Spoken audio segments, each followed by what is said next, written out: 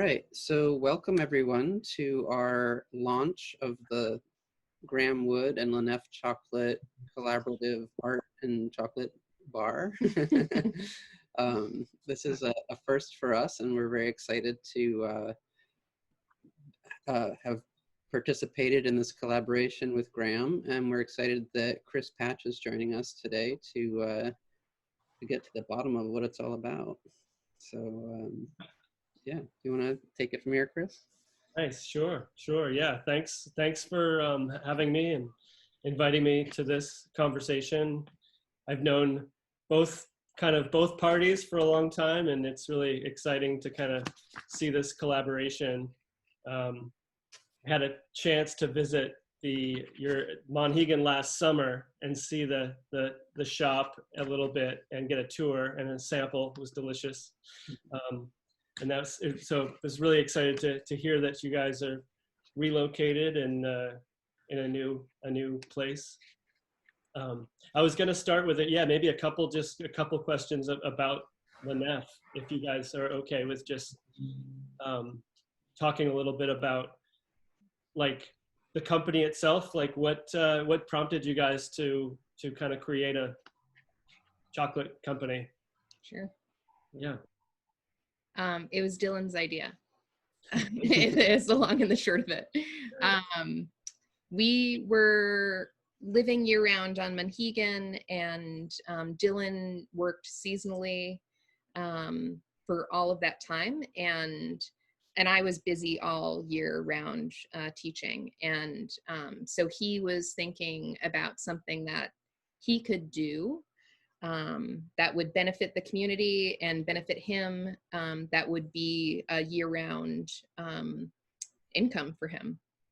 And so he was brainstorming a bunch of different ideas and was inspired by the success of the Monhegan Brewing Company on Monhegan, and then some other island businesses on other islands like Black Dinah Chocolate that started out on Isle Ho. And so at the beginning of the school year, 3 years ago, we went for a walk, and Dylan presented this plan. And he's really good at this, like coming up with a fully formed plan. He's very convincing. And so that's how it happened. And I initially thought that it was a crazy idea because we didn't know anything about making chocolate. I knew a lot about eating it.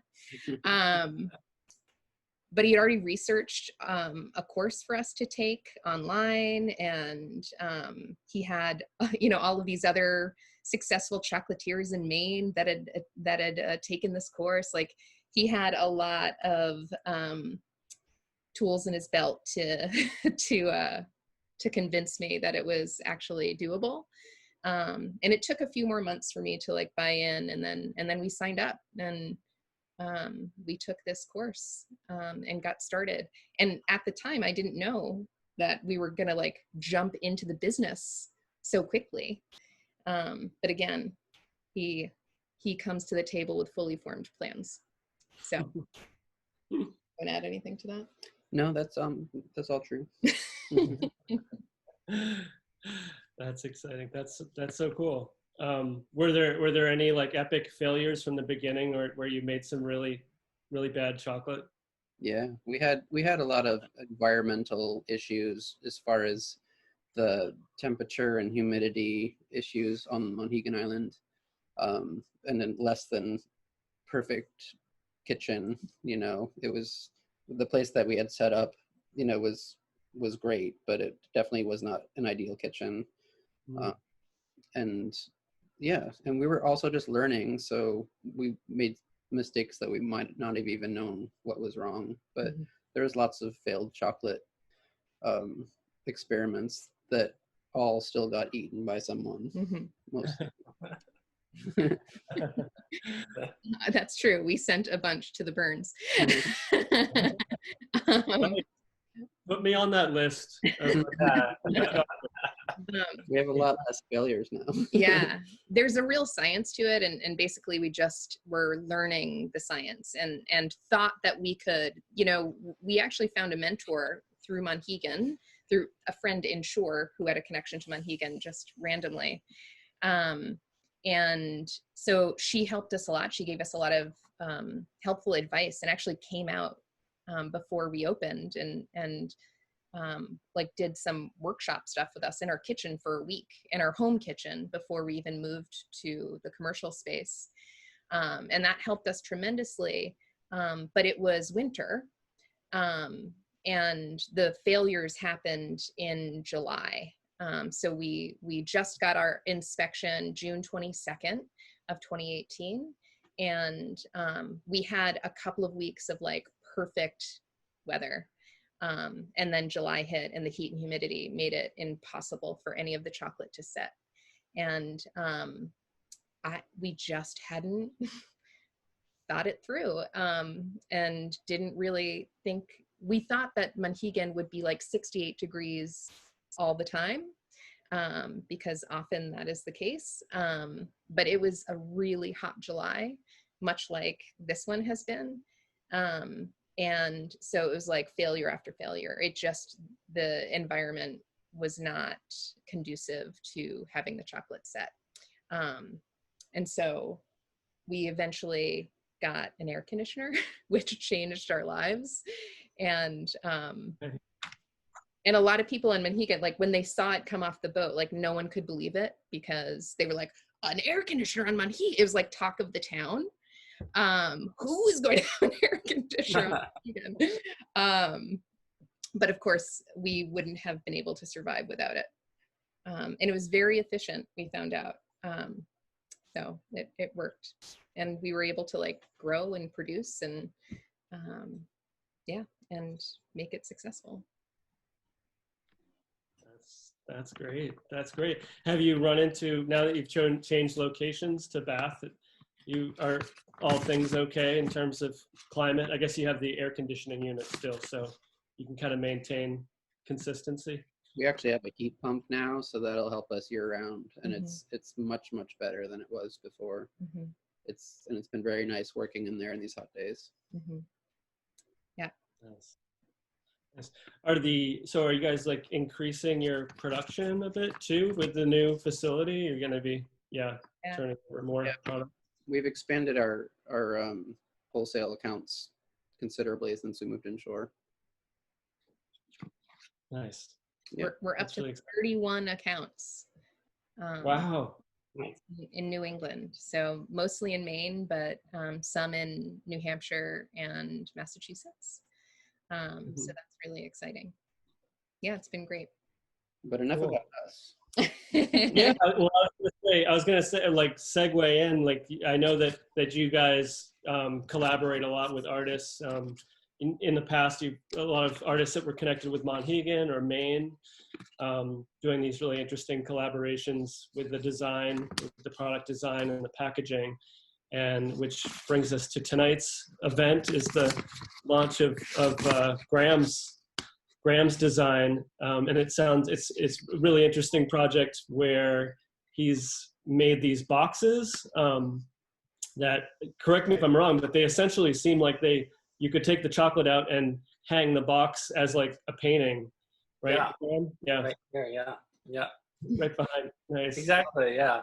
So the chocolate goes right inside like that, and you can take it out and eat the chocolate, and then just keep the painting.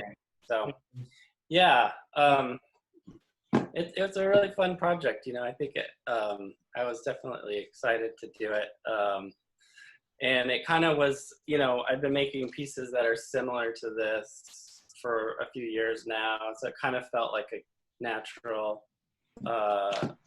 collaboration in a way to kind of make some work that was specific for the boxes. Yeah, and your pieces, I noticed that, like, it's cool that you the chocolate bar that this is has blueberries in it, and blue, it seems like the color you've been using in the past as well. Does that just kind of coincidental, or? We were talking about this project, and Mandy and Dylan, you know, said they were working on a couple different new flavors, and one of them was blueberry, and I thought, oh, that would be perfect, because that just, you know, kind of hit the right note for me as far as like a jumping off point of what colors to work with to make these pieces. So it felt like a really perfect fit. Nice, nice. Yeah, I'm trying to think of, I know I've seen some of your other pieces like that in the past, and maybe I've seen like some green variation, but, or like slightly purple, but I feel like the blue one was pretty, like, yeah, like Yeah, I common. think I'm definitely drawn to like playing around with variations of blue for a long time. And, you know, I think of these as sort of like abstractions of water or sky, or, you know, being right on the ocean. You know, Mhm.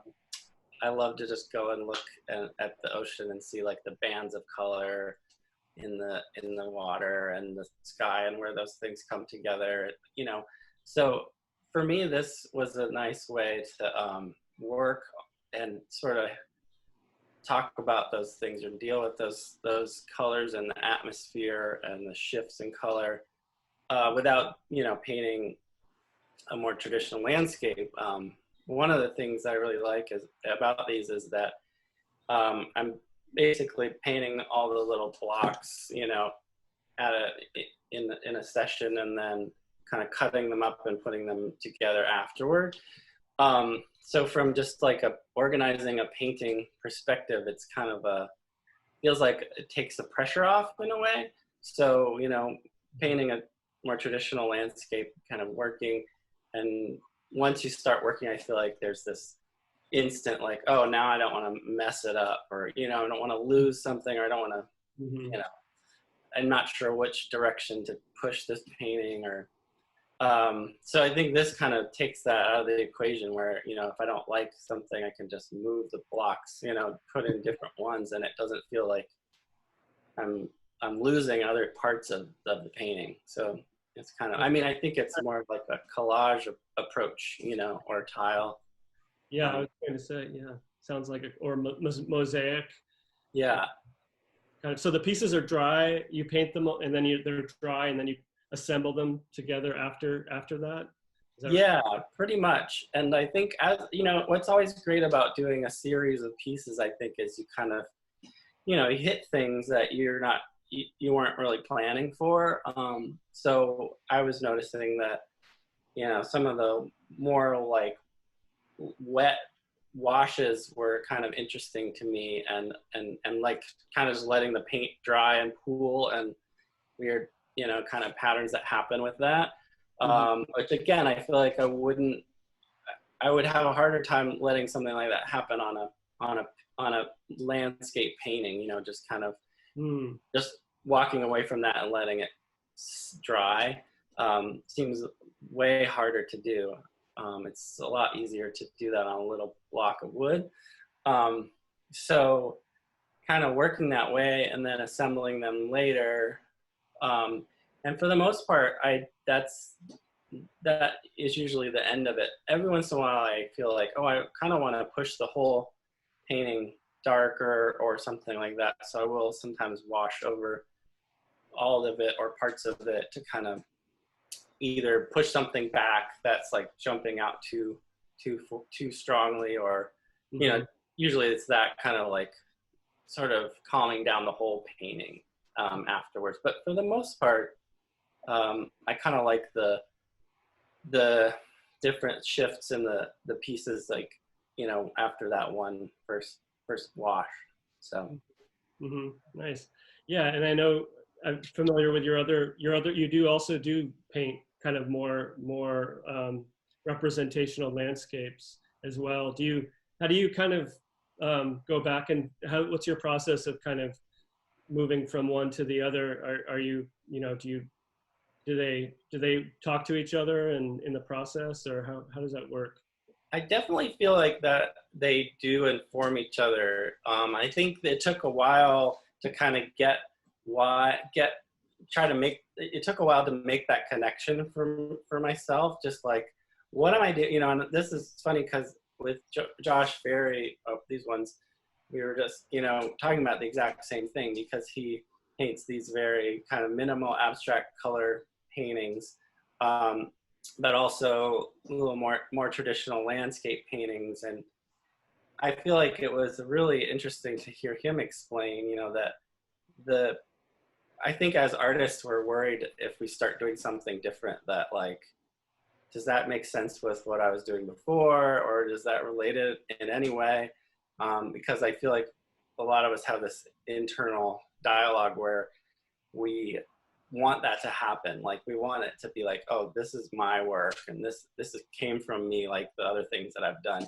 And I think a lot of times the exciting work comes when you stop thinking about that and you kind of try something different. And sometimes it doesn't make sense, and that was like a one-off thing, and or it comes later. You figure out how you want to push that work. But I think that for me, like with my more traditional landscape paintings, I'm always just drawn to like the, sort of breaking it down into 2 or 3 colors, or like the shift of colors is what I'm really drawn to.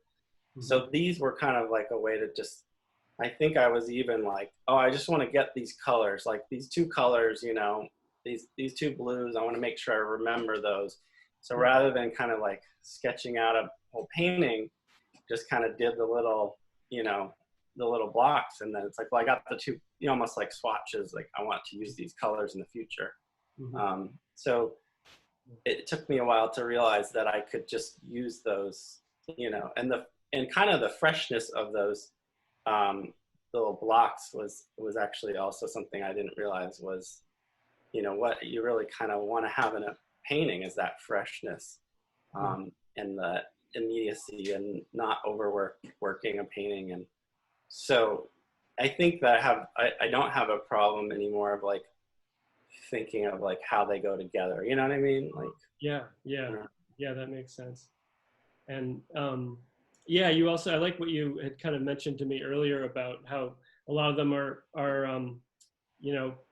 the end product, you reclaimed wood from your work as a frame builder, and that is that right? Like, so a lot of these pieces are coming from like offcuts from frames that you're building? Yeah, exactly. So I make a lot of, make my own frames. So I'm starting with the wood and I'm milling it and I'm cutting away a little piece. I mean, these pieces, like they're coming from the inside of the frame. And I just, I'd have just so many of them in the garage. It's like, I got to be able to do something with these. So I think at first just started cutting them up and sort of laying them out and figuring out, what to do with them. And one of the other things I think that I really like about working on these pieces is, so when I'm making a frame, the goal is to have it very uniformly painted or stained. If there are like inconsistencies, I try to like sand those out or wipe them out, and so that you get like a frame that's all the same color all around. But when you're working with the wood and sort of seeing what happens when you cut it and sand it and get these little patterns from the blades or the sandpaper, even, like it's kind of like every once in a while you're like, oh, I kind of like the way that, seeing that grain and what happens with the texture of the wood. And so this is a way to kind of like showcase that part of the wood, so yeah that's really interesting. Yeah, I know, like I also like kind of recognize, like I feel like your palette is very like reflects a lot of like Maine, the landscape, the colors, and our environment. But it's interesting because you originally hail from the Midwest. Yeah. So I was wondering what what your work was like before you came to Maine. Like, how much do you think that the landscape influenced you? Yeah, it was awful. It's just really bad stuff. No, I think I think I was kind of drawn to the landscape in the Midwest, and it's similar things, different color palette maybe, but like, just the wide open landscape and those kind of things. I think that actually what happened was, I think I didn't really appreciate those until I had gone to New York for graduate school, and then going back to the Midwest after being in New York, kind of like, you know, enjoying that, you know, horizon line and landscape of like the Midwest more. But yeah, I think that similarly, when I was in New York, I was doing things that were kind of like breaking up, you know, in the same way, kind of you're looking at, you know, if you're looking at the ocean, it's this huge thing, or if you're looking at the city, it's this huge thing that's kind of daunting. And so my approach has always been to like take a little chunk out of it, or, you know, just sort of focus on, yeah. Nice. Nice. And the scale, like I feel like most of the ones I've seen are relatively pretty small scale. Have you tried, wasn't there a commission at one point that you were working on that was like a larger piece? Yeah.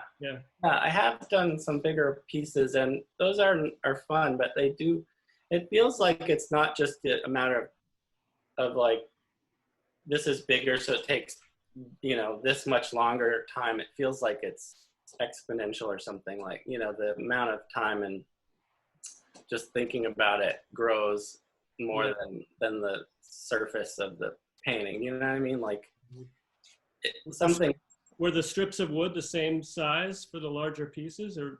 Yeah, and that's something I've kind of tried to deal with, is, you know, scaling up the whole thing, but it for some reason I feel like I haven't been able to translate that, you know, like it's a different, it's not just the size of the wood pieces, but like just the brush, the way you handle the brush, and, you know, when you go from painting small, it becomes a whole arm, you know, movement. And I would like to get into that kind of thing, but I feel like this is like kind of my comfort zone. Yeah, no, and they work really well. As that intimate scale is really nice to engage with.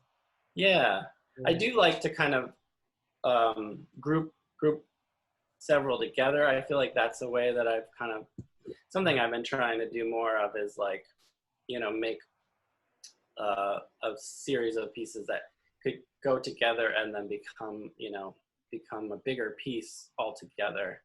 I kind of like that idea too. Yeah, that's great. Yeah. Nice. Yeah. Well, I guess I don't have too many. One last question I was going to ask you was, I know that like we're kind of in such a strange time right now, and with the whole pandemic, a lot of us have like, so I've talked to artists who have had like many different experiences during this time. Like, how has it been for you, like the last kind of few months with your practice? Have you found it to be a productive time that you can get into a creative zone, or? No, not at all. Me neither. I mean, honestly, I think having the deadline of Mandy and Dylan, like, let's do this, and like, okay, I can do that, like, you know. But and the thing that a lot of artists I've talked to are like, this is great.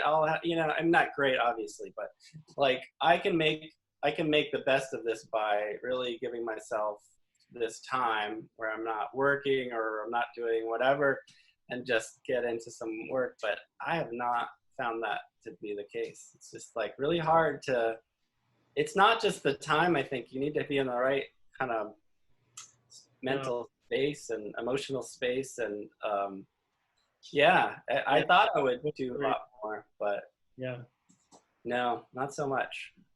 But it is fun to like get to see people like this in this way, and have these like kind of conversations, and and it is like, I think that sometimes what happens is things get processed later, you know, and you kind of have like I've always been a kind of more like, I work a lot and then I stop, you know.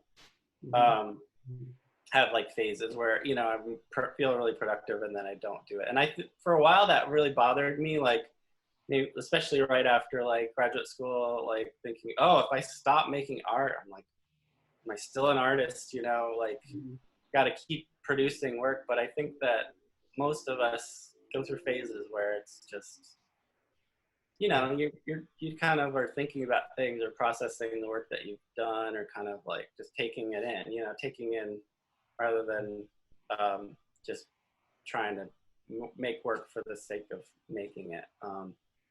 So I'm not worried about that part of it, but it is surprising that you're like, no, Yeah. just trying to like get through the day, make dinner, and That's enough. all that stuff. Totally Yeah. understand. Yeah. I don't know. What do you think, Dylan? Should we open up for any other kind of questions that other people may have? Sure. If anyone has anything they'd like to ask or say, you can unmute yourself now. I think that would be okay. Hi, I was just wondering how you chose the name Nef, and or why you chose that particular name. And when did you start the business? Was it in 2017 or? No, it was 2 years ago in 2018. We started in the summer. And we called it Nef because we started it on Monhegan Island, Maine, and there's a little bit of a history on Monhegan where Champlain was sailing by the island in the early 1600s, and he marked in his journal that he spotted this island, and he named it Nef, which at that time in his native tongue it meant the ship. But that's not the translation now. Not now. It means the nave. But in his writing, it was supposed to look like the hull of a ship. And he thought Monhegan looked like a ship in the distance. So that's just a little bit of history from the museum that we thought was a nice way to associate ourselves with the island without being overly explicit about it. And it also just sounds fancy, and I think any fancy food product should have a fancy name. and you said you have a lot of distributors in Maine. Where can one purchase your chocolate? We have a list at our website. So if you go to nefchocolate.com, it's right there on the front page. Where are you from? Where do you live? Falmouth, near Portland. Yeah, so in Portland, we're at, there's a shop called Pinecone and Chickadee that carries it, and then LaRue Kitchen also in Portland. Oh, okay. Thank you. You're welcome.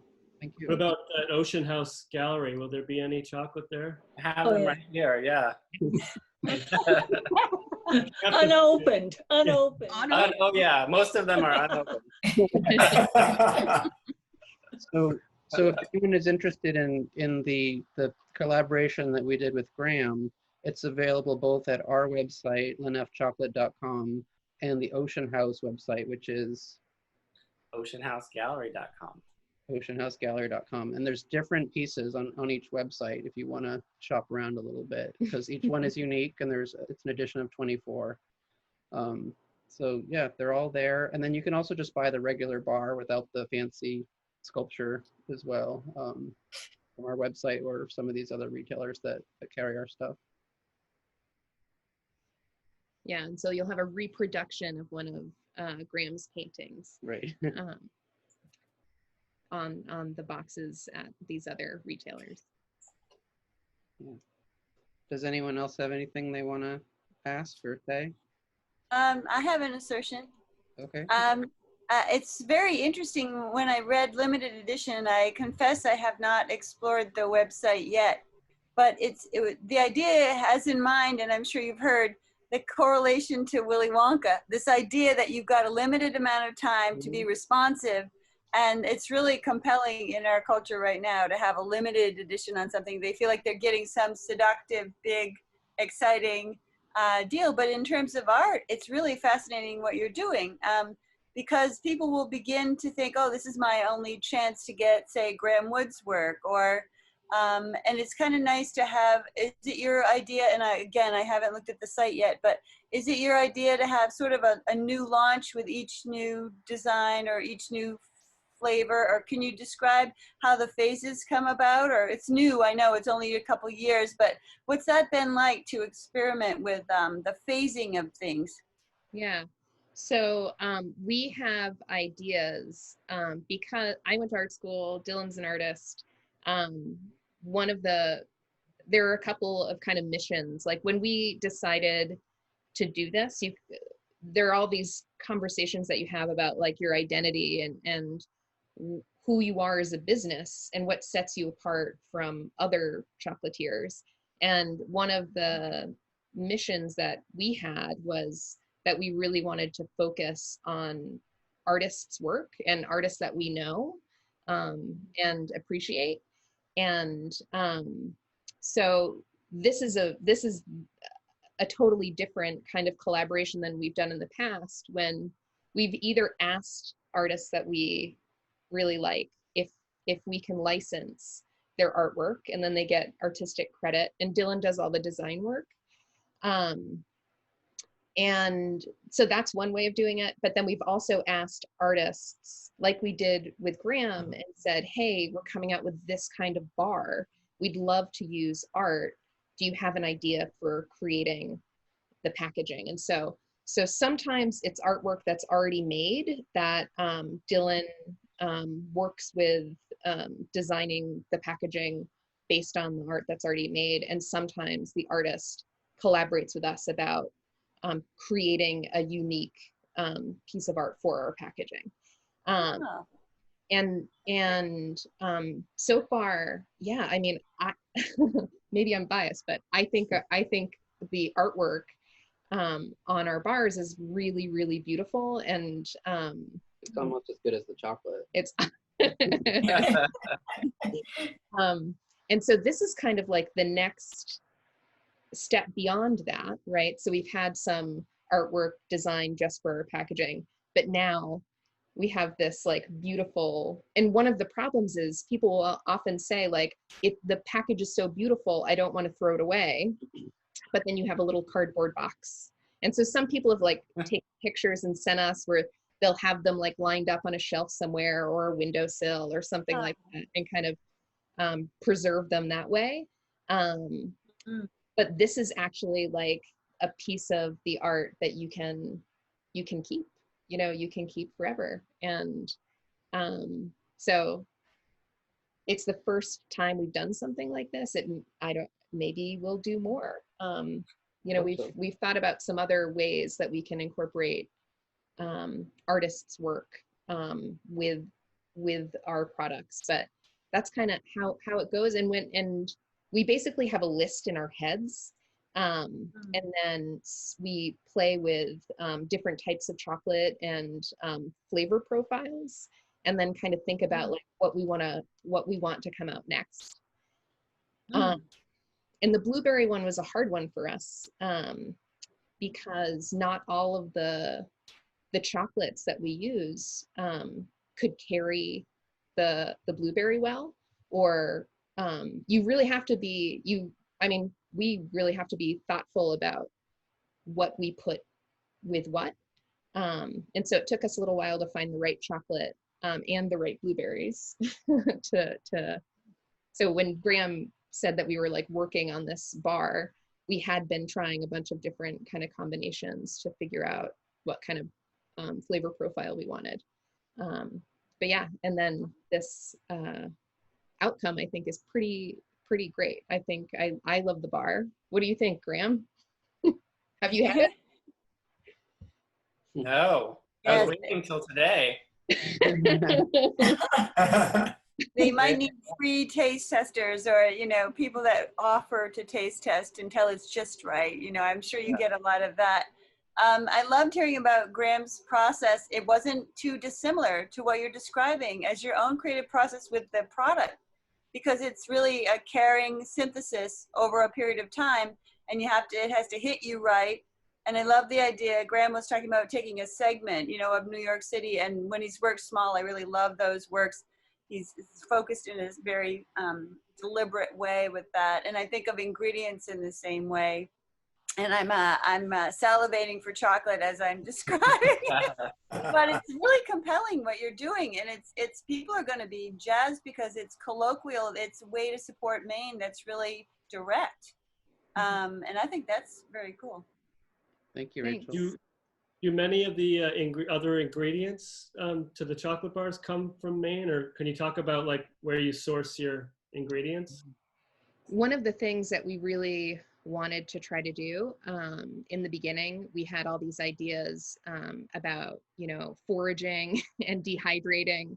And when you are, and that's great if you're doing like very small batch artisanal stuff. But if you're trying to scale up, it just doesn't make sense. And it's just the two of us. So like the labor involved, we'd have to charge like way too much per bar for anyone to understand like why they're paying that much, like all the work that goes in. And we actually, there's a chocolatier that was a mentor to us early on, and he sells his like 1.5 ounce like little bars for $22 each, because with like minimal packaging, because that is his process. Like every ingredient is like, he has strawberries overnighted from California when they are like just perfect, and then he dehydrates them in the kitchen and does all of that. But that is not us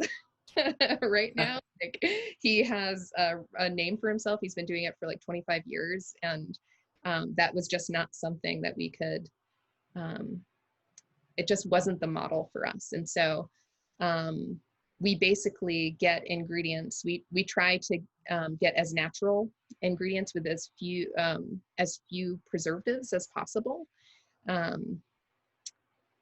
We've had to make some compromises, and again, like we do it, everything is natural, but there are some things that you have to have some natural preservatives in. But we try to keep everything as clean as possible. And all of our chocolates, all of our dark chocolates, are single origin and direct trade from Central America. And so, yeah, we try to be really conscientious. In our packaging, we don't want to use any plastic. And so even our little confections are compostable eucalyptus bags, and we use foil around our bars and cardboards that you can recycle or compost most things. Yeah, so we try to really think about the materials that we're using carefully. And I would love to have everything be from like the farmer's market, but we just can't do that at scale. Right. At least the blueberries are from Maine, right? Or are they from New Jersey? Oh no! Oh no! I think they actually are from New Jersey. Sorry. That's okay. Does anyone else have any questions? All right. Well, thanks so much. Yeah, thank you all for joining us. And Chris, thanks for moderating so that Dylan, Mandy, and I didn't have to talk to each other. My pleasure. That was fun. Fun to see some familiar faces out there too. Yeah, definitely. Great to see everyone. Thank you so much. Yeah, thank you. Yeah. Oh, thank you. Thank you. Great.